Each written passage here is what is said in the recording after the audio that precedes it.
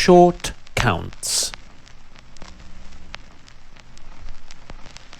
This insufferably mundane meander around the sun-drenched shores, into the submersive tunnels, and around the cobble-dashed cul-de-sacs of Zwift's defining domain, was scheduled to include at least one breathless gamble for a juicy Jersey jackpot. However, after spending 10 tentative minutes psyching up and instructing my easily spooked avatar not to be intimidated by any ghostly manifestations of mortally mobilized pace-setters that the game's intuitive algorithms might render as realistic opposition, a combination of virtual stage fright coupled with poll times for the forward and flipped helicoms that lay far beyond civil reach of two lead-lined legs, compelled me once again to conclude that discretion was the better part of self-destructive valour. Cue instead 120-ish kilometres of freely styled coastal cruising, mostly spun out on the perceived precipice of comfortable discomfort, which my newly inducted wearable cardiologist accordingly verified as 3 generous hours in the Zen zone, whilst metered power petered out a few watts short of such bittersweet beats. Dearly departed, duly delivered. There can be little point in squandering almost 2 whole pounds of our reigning sovereign's precious sterling silver on an unsigned overnight postal service, no matter how royally approved, when one can render an expedited same-day delivery via their own sentient steam and reap the healthy bonus of a full-body workout. Even on a squally Tuesday afternoon, with motivation in scarcer supply than free-range dodo eggs and organic triceratops steak, never mind affordable DDR5 memory,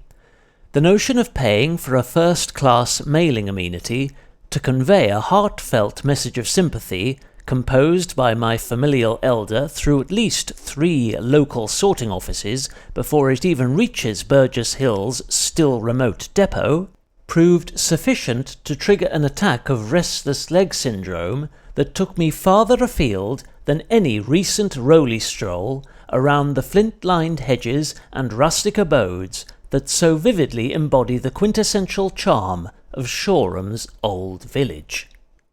The card in question bore a commemorative tribute to a close friend's recently deceased Jack Russell.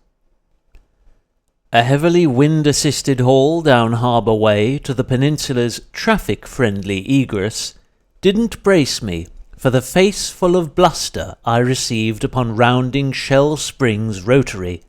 though a subsequent safe passage across the river,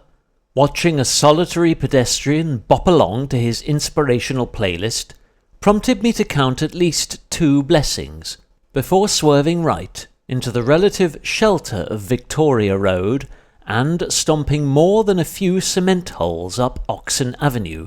where an attentive Vauxhall Corsa driver broke off their headlong charge south and allowed me to traverse my way up to Shoreham's higher main drag, with no standing time in what was the first of several accurately forecast squalls.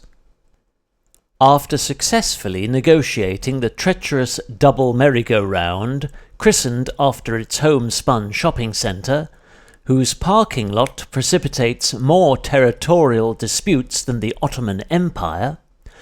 I exploited the lengthy slip road between Upper Kingston Lane and Mile Oak's western fringe to sneak past 2 red signals under steadily intensifying drizzle, which almost made me bail into a bus stop for want of eyewear windscreen wipers. Fortunately, as I approached my destination following an unseated climb into its parent suburb's humpy complex of crescents and cul-de-sacs,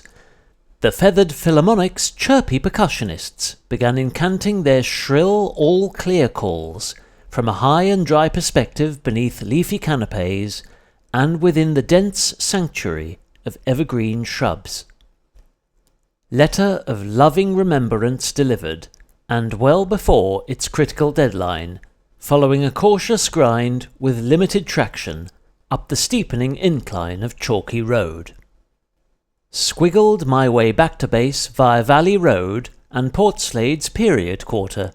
tailgating a hybrid Ford Mondeo that appeared on the verge of draining its capacious 50-litre fuel tank. Either that, or this svelte saloon's carbon-conscious owner was determined to establish precisely how much of the claimed 500-mile range he could extract when freewheeling every descent. For trivial perspective, in perfectly neutral conditions, my modest 20-kilometre round trip would have consumed roughly 1.2 litres of unleaded petrol and cost £1.60, according to our country's current uncapped rates. However, when adding this sum to the saving I reaped through self-shipping, in pre-decimalisation Dickensian England, it could have subsidised Bob Cratchit's tofu Christmas turkey, including the char-grilled parsnips, candied carrots, air-roasted potatoes, and gluten-free sage stuffing, and left enough loose waistcoat change for a horse-drawn carriage back to Scrooge's counting house.